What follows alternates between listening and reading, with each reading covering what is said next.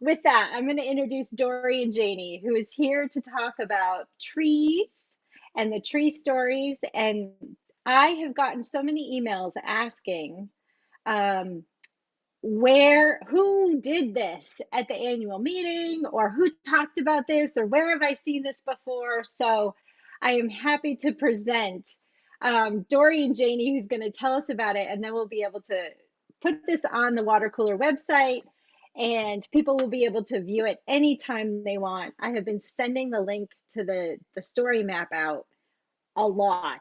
Let's just say that. So with that, I'm going to turn it over to Dorian. Thanks, Dorian. Thank you.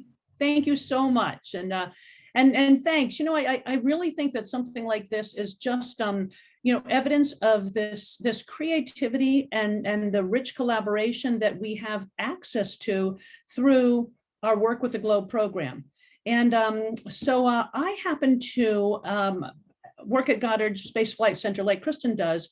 And what I've done for the last 10 years, or actually a little longer than that, but over 10 years, is to support the satellite mission that you see on the left of the picture here. So it's called Global Precipitation Measurement, or GPM for short. And it basically flies about 350 miles above Earth's surface. And as it flies over Earth, it's able to measure how much precipitation is in clouds and how much is falling from the clouds.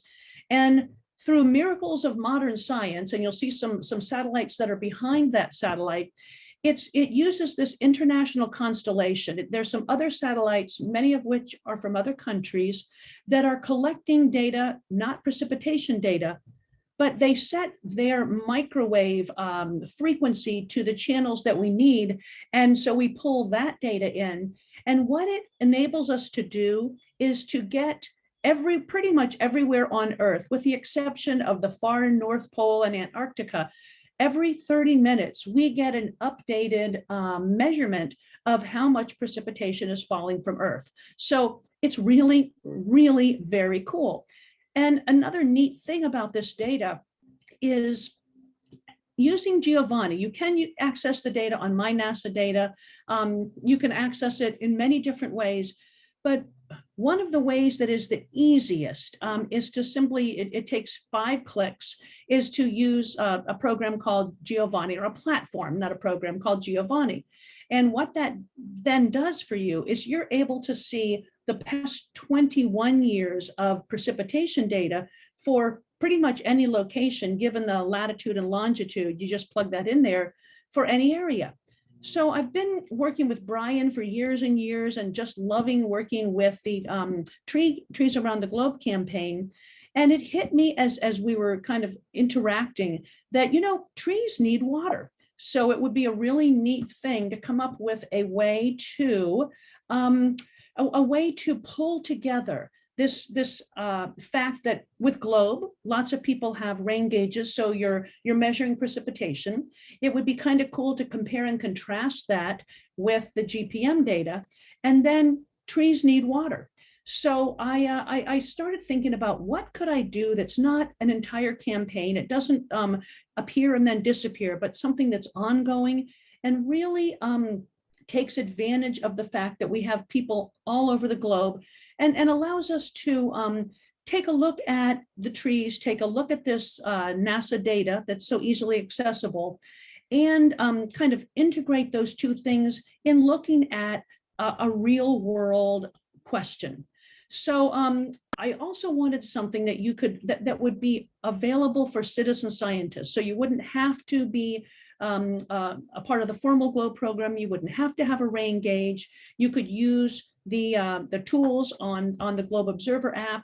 And on the other hand, it would be a really, really awesome way for students doing IVSS projects to be able to collaborate with others around the world, to see this data that's up here, and then to use this to compare and contrast how much precipitation is falling in one area of the world, compare that with how much falls at their location for a tree that they select, and so on and so forth.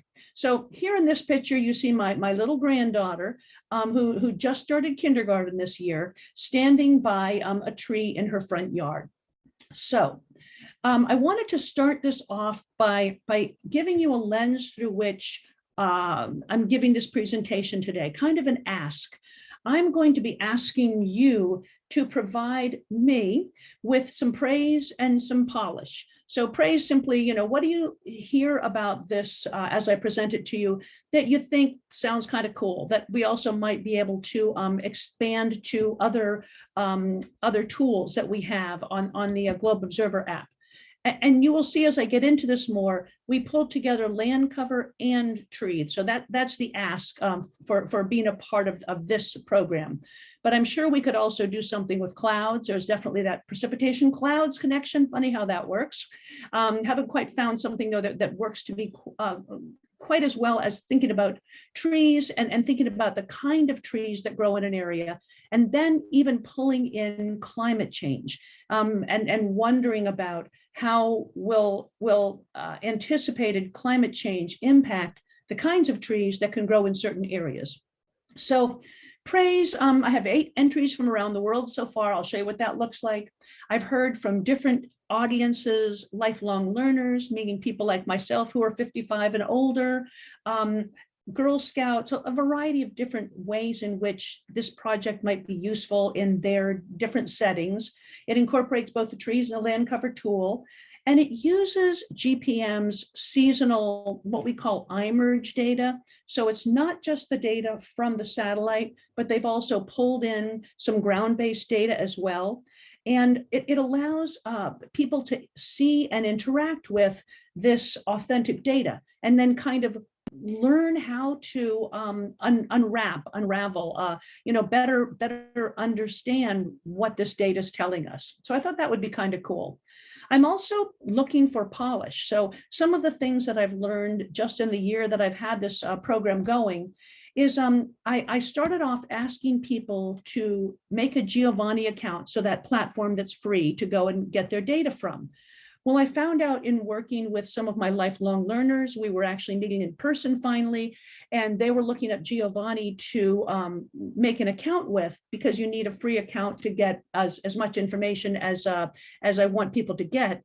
And they were asked a bunch of questions that they felt they couldn't answer, and they felt, it wasn't that they felt uncomfortable, they felt like maybe this was a tool they shouldn't be using. So basically it asks you just for metrics. Those of you who work with missions or platforms know that they ask you things like, which organization do you work with? How do you plan to use this data? Blah, blah, blah.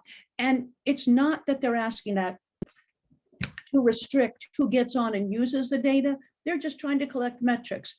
But it helped me to realize that that could be intimidating to people. So I've changed it now, and now I will generate the data for the person, but I will the iMerge data, but I will also send them the recipe, the breadcrumbs for how they could, once they see this data, how they could get a Giovanni account and go ahead and get this data for anywhere around the world. So that was something. It's funny, another thing, I just asked people to send me screenshots of their data, and 2 things happened with that.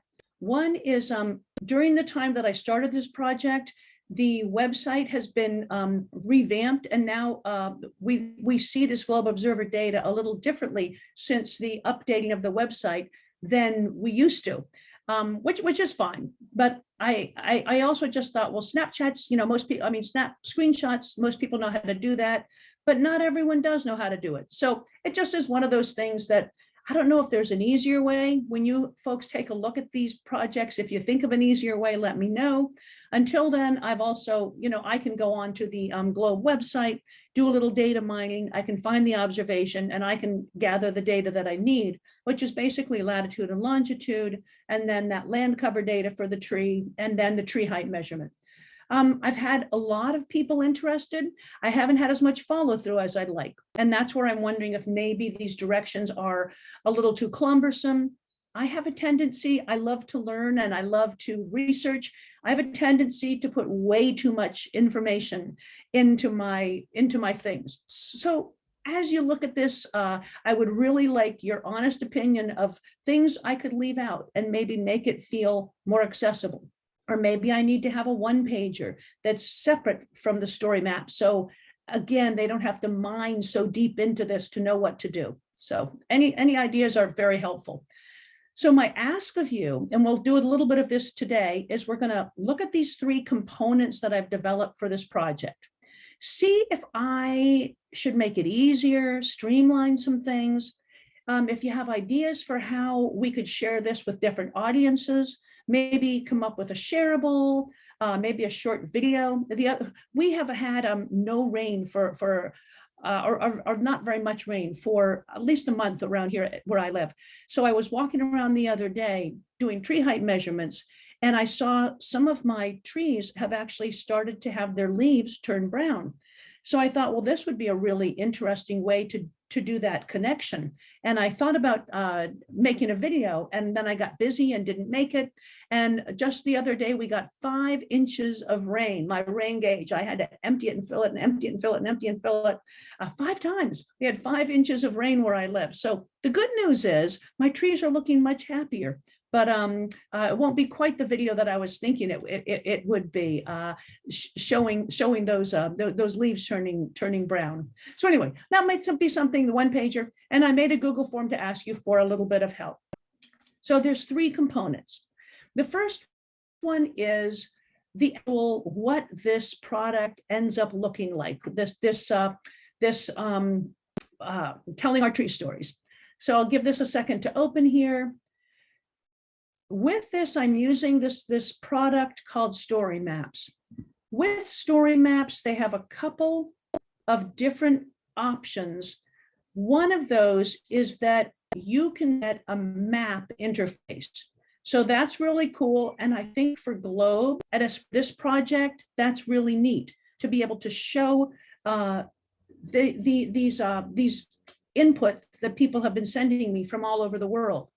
The only problem with that, you have a little less opportunity to add more things to it. So there's pros and cons. But in this case, this is what the story map ends up looking like.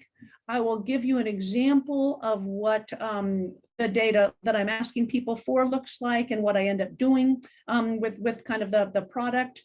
I basically ask them, tell me a little bit about yourself that you'd like to, have put in here. And especially if they are a member of Globe, I put that in there. It's nice if you let me know the kind of tree that you select to use in this project. You don't have to, but that's kind of a neat thing. And if kids were to use this and do IVSS projects, it would be nice for them to know the specific kind of tree we're looking at. I asked if they wouldn't mind, I would love a picture of them with their tree. So in this case, you've got moi, yours truly with my tree. Obviously, this is taken in the winter. I should probably update that now with the tree with leaves. I do ask them to complete the form so that I have permissions to show their picture. This is the data that I was talking about that I want the screenshot of. So right here, when I get that latitude and longitude, that's all I need to get their iMerge data for the past 30 years. It also gives me a little more information there. If I want to go look up the site, it's easy. And then I just need land cover in 6 directions, no analysis needed. So basically, this will take all of about 3 minutes to gather this data up. Then what I do is, whoops, I'll come back here. I go and I plug that data into Giovanni. Like I say, I'll show them how they can do it too. So for every location that I have around the map, I will put up here this data. So this is that data from the GPM satellite. This is the year 2000 when we started to have this data readily available from the mission that came before GPM, called Tropical Rainfall Measurement Mission, going all the way to pretty much the present time. There is a 2.5-month latency, so lag period between when you get the data, so that we can add those other ground-based data in and make it nice and clean. But you don't need to know all that to do this. And then here we're looking at millimeters per month. So you also have to tease out here. It takes a little bit of some of those data analysis skills, but it's kind of fun when it's your location. So here for my yard, in the winter, so sometimes that would have been liquid precipitation, sometimes frozen precipitation. You can see how much precipitation. You can see over here that we sometimes get a lot of precipitation during our summer months, because there's our summer. So I'm not going to go through and analyze all this for you, but basically you can look here and see, for the most part, where I live, where that tree is, we have precipitation, some precipitation every single month. And what's kind of cool, I think, because I'm kind of a nerd that way, is when you go and you look at some other data, you can clearly make out where they have dry periods, where they have really wet periods. Now my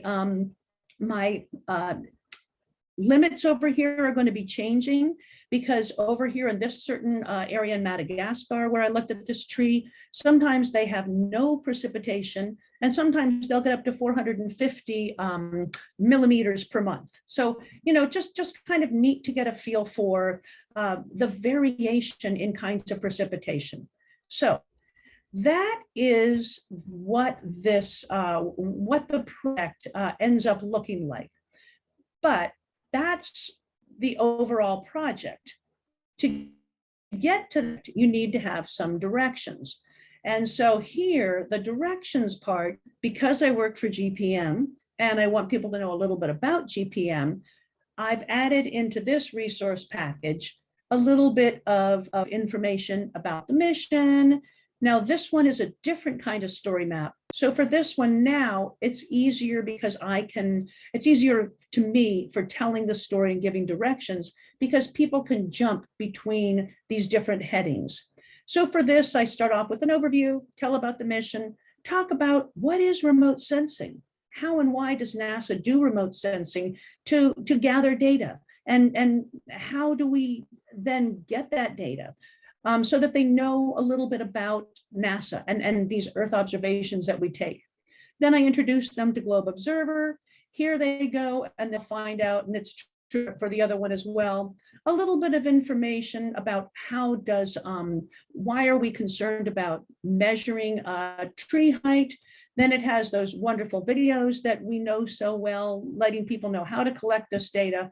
And I gave the same treatment to the land cover tool. Then, like I say, I wanted eventually for people to be able to tie this into the trees and maybe consider, especially for an IVSS project, or even many of the lifelong learners whom I work with really want to get a feel for climate change. This is such a big thing. How do we grab a hold of it? How do these climate model projections work? And how might that impact the kinds of trees that are growing right here in my yard? And then finally, for the submission, you go through here, and this tells, these are the things that I need from you, those screenshots I was telling you about, a little bit about the tree, blah, blah, blah, that signed permission slip. And then I will add theirs. So there's kind of that meat and potatoes, and that would be the directions. And then, like I say, I wanted to add climate change, and I'm almost done here. So the climate change is kind of like the extra for experts. You go in here, now I have way too many resources, a really good way for students, grad students, undergrad students, interested citizen scientists to come in here and get a feel for, and mostly I have resources of some of the resources that I found that are talking about how much precipitation do trees need, and then looking at how do we anticipate in time that kind of precipitation is going to change, the plant hardiness zones are going to change, and then I pivot back to this tell your story. So all kinds of stuff there. And what I wanted to ask you for were some suggestions. So I made a Google form, and it's also in the chat window there, so you can copy and paste that. And I'm also happy to send any of this to you.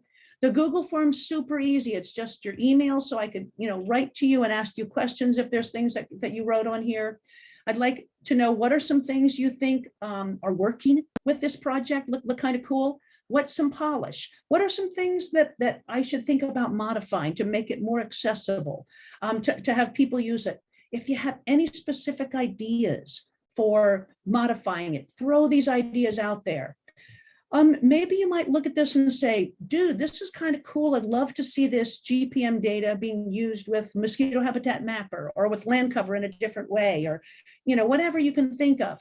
Or maybe it's not even with Globe Observer. Maybe it's something more formal education focused or, globe focused. No idea is a bad idea. And then if you have any et ceteras, you add that and then you submit it. And then I would love that. That would be like so way cool.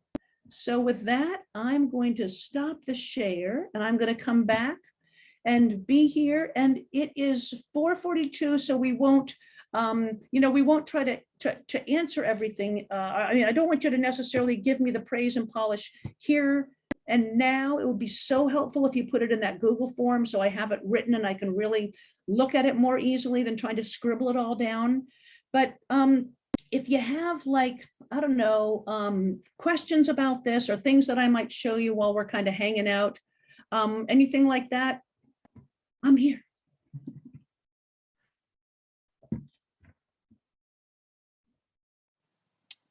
Any comments or for Dorian? So she put in the story map and the directions in the Google link. Yeah, Mike. So, Dorian, this is excellent. This is amazing, thanks. as it always is when you do things. So you're asking, talk to me, the tree that's in front of your house, right? Yep.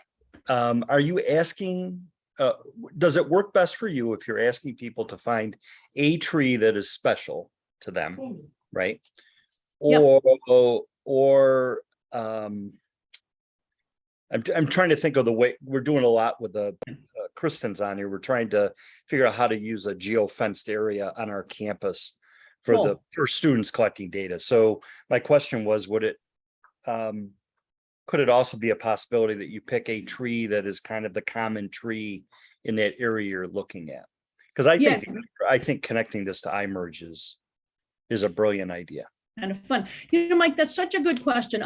In part, what I really wanted, and I started this when I was working with lifelong learners, and I wanted to find a way. I was teaching them how to use the Globe Observer tool, and some of them were wondering, okay, this is cool, but how is this data used? And other than telling them white papers and some of the other things, this was a while back, they kind of wanted to see themselves in it. You know what I'm saying? So I didn't want to restrict the kind of tree, but I really feel like it would be nice, particularly if you're doing this with middle, high school, college students, people master arboretum programs, the kind of scientifically inclined audience, to actually specify that you'd like them to pick a tree that is a native tree to their area, because that would help them then trying to determine whether or not that will be sustainable in the future. On the other hand, because it is such a broad continuum of whom I'd like to invite to this, project, I wanted to even have people just kind of say, like, this is a tree I have access to, because sometimes that's people's concern, is that they can't walk in someone's yard, or they don't have access. There's a whole woods and they can't make the tree out. So I kind of just wanted to start off having this as easy an ask as possible. But I do feel like if somebody were working with students and wanted to get them involved, it might be nice to specify, like you say, get a sense of that. Thank you. Dorian, conversely, I was thinking, talking about like the native trees. I like your background. Red rum. Yeah. So, in our neighborhood, one of the comparisons I've done with satellite data versus the Globe Observer data is measured a tree in a pond that actually, ISAT-2 hit, but it happens to be an invasive species, and and it's a Bradford pear. So I mean, talking about native, I love the idea of native, but also, and I'm not saying just call that out specifically on there on the story map, but it's good to know where those potential invasive species trees are as well, because we have a whole bunch of Bradford pears down here, and they're everywhere, invasive, but they're all over the eastern shore of Maryland and Virginia and Delaware. So, just a thought. No, it's but cool. I don't know how to call that out, because then if you don't want it to sound negative, like, hey, send us your pictures and heights of your invasive species in your area. It's not that friendly sounding, but yeah. No, that's where I would hope, kind of like, you could kind of think about whom you're working with and what it is your audience has a want and a need to know, and they can be a part of this story irregardless. But let's say you want to dig a little deeper and have them learn a little more. Partly what happened with me doing this is first it started off, I was teaching lifelong learners just to use the globe tools. And then later I was doing some work with climate change, and I looked at my picture of Dinah with her tree, and I thought, will that tree still be sustainable? Because we were looking at 30 to 50-year models with the work I was doing in 30 years. I was like, wow. So like by 2030, what will trees be like in this area? And will we have palm trees? Well, I mean, these are things that if you can kind of take projected climate change and make them as kind of real as thinking about that tree that right now is in my yard, that maple, will that end up being a palm tree, in 30 to 50 years?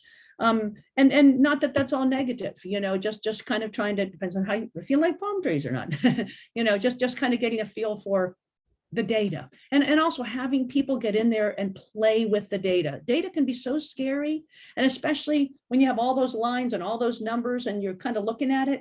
But I feel like if you have a connection to the data, it's so much more user-friendly. You've got a reason to delve in there. And as I've gotten some cool stories from people as they've sent me their data. One of our friends over in Croatia, she had looked at the data I sent her, because I also, I send somebody, they send me an email and I send them their data and I give it to them monthly and seasonally. And she said, oh, wow, I had 2 really good years with my tomatoes. And I think that was because tomatoes do better where I live in drier months, and we've had 2 drier summers than usual. I was like, that is too cool, so kind of fun when people can also look at this data and then make some of those kinds of connections. And how would an irrigated, sorry, I don't have my glasses here. How would an irrigated yard be handled? Yeah, well, and so, that's very true. And one of the things that I learned when I was looking into trying to find out how much water my tree needed, that information is hard to find. It's not like you just look up red maple and it says this needs this many gallons of water. And then how do you change gallons into how many millimeters fall per month? So it can get into some really neat math, if you're working with people that have the time and energy and inclination to do that. And then, right, it begs the question, and this was a question begging to be answered when my husband and I were looking at our trees losing our leaves, and we were going around with 5-gallon buckets to go and to water these trees because we didn't want to kill them. Do you need to water your lawn or not? Do you need to irrigate it, or can you rely on precipitation? So it brings up some really interesting concepts that you might not normally have people considering. Rich has a question. Yeah. Yeah, actually, Dorian, you kind of already touched on some of the comments and questions I was going to have, but I love the interannual variability by season and those graphs, and really getting at that kind of the seasonal precipitation. But we can connect that to, let's say, the phenology and the green up, green down.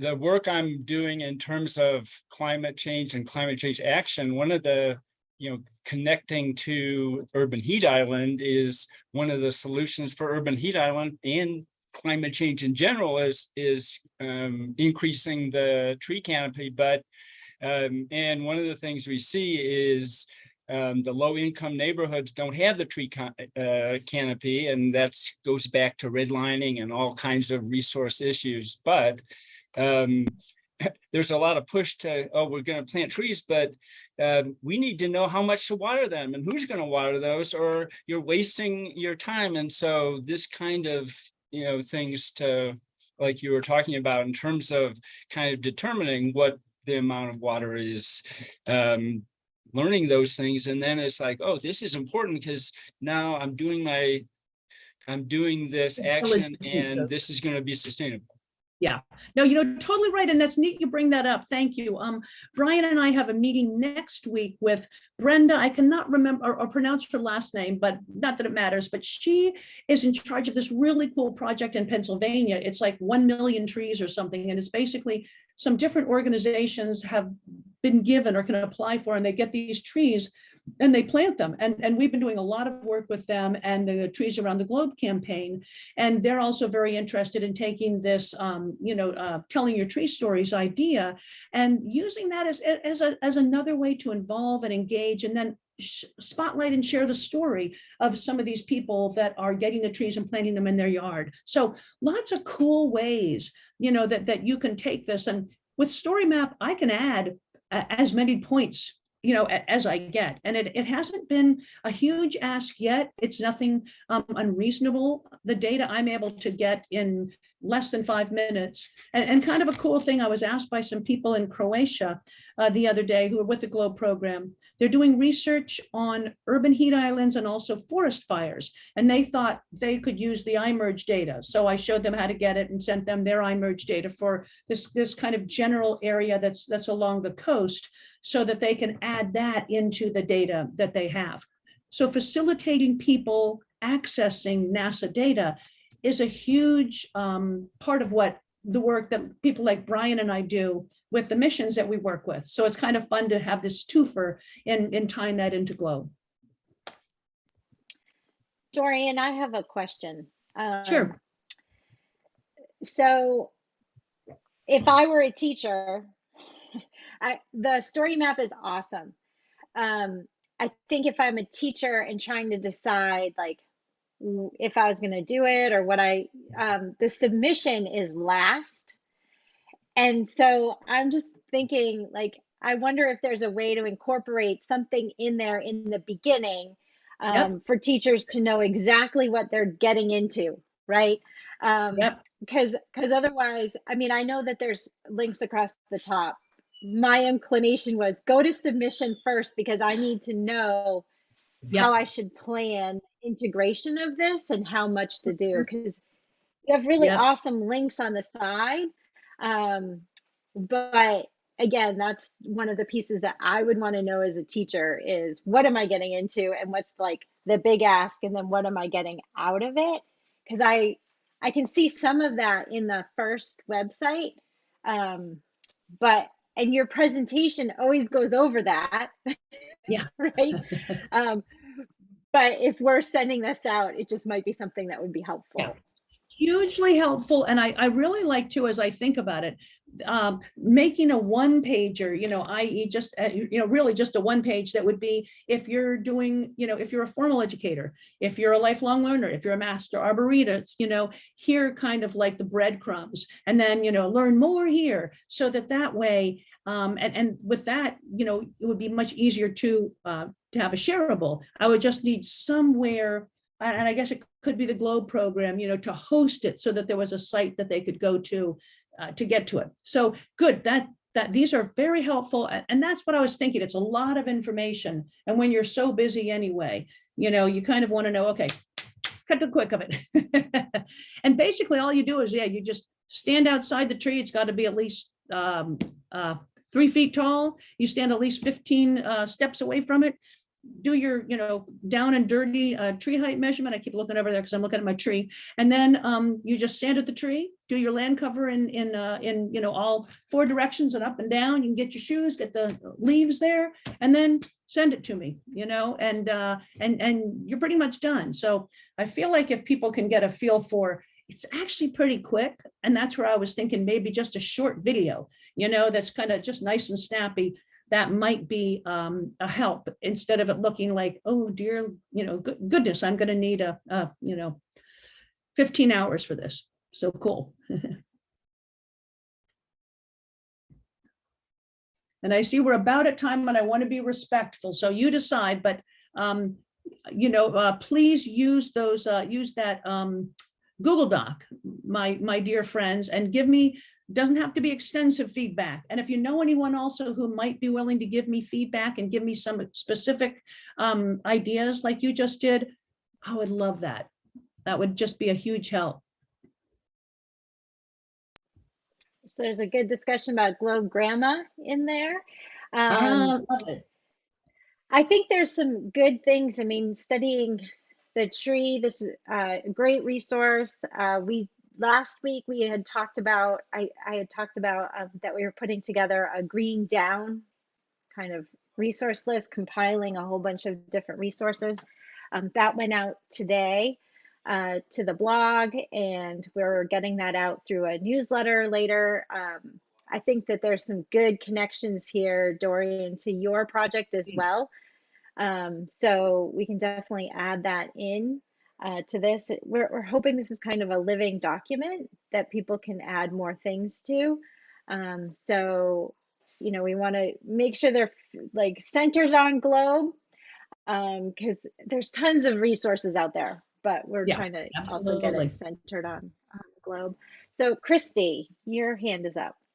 Yeah, thank you, Dorian. Thanks for the great presentation. I'm really excited about story mapping with and being more accessible. You're making the data a lot more accessible to people, so I appreciate that.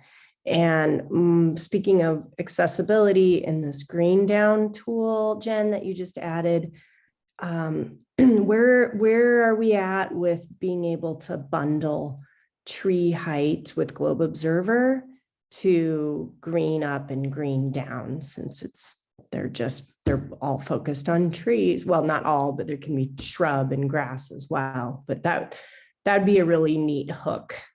Sometimes I find there's a jump from getting people who are doing Globe green down and green up to doing Globe trees and vice versa. That's actually a really good question. I do not know the timeline for integrating those into Globe Observer. Does anybody else know that? Anybody else with the insight? I don't know what the timeline is, because I know, I mean, they just finished adding hydrosphere like right before the Globe annual meeting. And I'm actually not, I would think that they would probably do biosphere next rather than petasphere. But I actually am not sure that I have heard one way or the other. But I'm trying to think how long it took between, it may be a while, Christy, before they get biosphere in there, because it did take a while for hydrosphere, but between, you know, because they got atmosphere in sometime last year, and then they did the hydrosphere. And so biosphere may be next, but it may take a few months, if not, you know, I don't got remember a first pass. Yeah, I got a first pass at biosphere. But interestingly enough, I did not see phenology being in that. So I'll try and find that out, because I know that I know they were excited about it. So it would be great if it was done. It would have been great to have it done like right now, right? Because then we could do a big, huge campaign, like get out and collect this data right now. Well, along with that, is there a way then for Globe Observer trees to mark the color of 4 terminal leaves? So you can always have people add comments right in the field notes. I think that anything where we have to actually like make changes in the Globe Observer app is not as easy, but giving people instructions and having them make notes about what they see of the trees would be very doable. And, you know, sometimes that works and sometimes that doesn't. I will say that for our recent land cover challenge, although, you know, we asked people to make comments about change in the field notes for the land cover observations. And no, not everybody did it. Not even, I mean, I think actual field note comments were maybe a third of all of them. And some of them were just like, we're not actually super significant comments. But we did have over 500 observations that had some kind of comment. And a lot of people did do comments about, oh, this is, you know, they built this highway in 5 years ago, and then they planted some trees to help with the disruption. Or, you know, this used to be an office max. I don't know what's coming next. So you can sometimes get people to actually do those extra steps. Yeah, so maybe. Thank you. And thanks again, Dorian. You bet, no worries. Then I've just stuck the thing in the chat again, just in case. So y'all can grab those. Yeah, my pleasure. Thank you. It's amazing to have a community that you can, be vulnerable and reach out to and say, man, here's my thinking. And, sometimes it's right on and sometimes it's like, what were you thinking? And any help is often and always appreciated. All right, so it is 5:01. I think my dog's going to bark and nobody's here to stop her. So apologies about that. I just want to thank you, Dorian, because this, again, the amount of work you put into this, it is amazing. And you have demonstrated story maps in a way that I never even thought of using it for, which is really awesome, right? Because it's like you said, it's a learner community. And I love to see what you did with it as like a teaching tool. And you can, with all the links and everything, it's incredible.